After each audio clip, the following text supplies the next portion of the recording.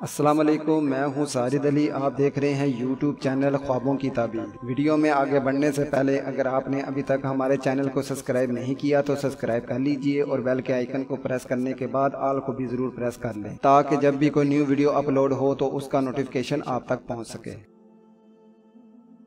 अल्हम्दुलिल्लाहि रब्बिल आलमीन वस्सलातु वस्सलामु अला सय्यिदिल अंबिया वल मुरसलीन अम्मा बअद फ़अऊज़ु बिल्लाहि मिनश शैतानिर रजीम बिस्मिल्लाहिर रहमानिर रहीम। हज़रत दानियाल अलैहिस्सलाम ने फरमाया कि अगर कोई ख्वाब में देखे कि आज़ाद हुआ या इसको किसी ने आज़ाद किया तो दलील है कि अगर बीमार है तो शिफा पाएगा, अगर कर्जदार है तो कर्ज से खुलासा पाएगा, अगर हज नहीं किया तो हज करेगा, और अगर गुलाम है तो आज़ाद होगा, और अगर गुनाहगार है तो तौबा करेगा, और अगर गमगीन है तो खुश होगा और गम से रहाई पाएगा, अगर कैद में है तो खलासी पाएगा। हासिल ये है कि ख्वाब में आज़ादी का देखना निहायत बेहतर है।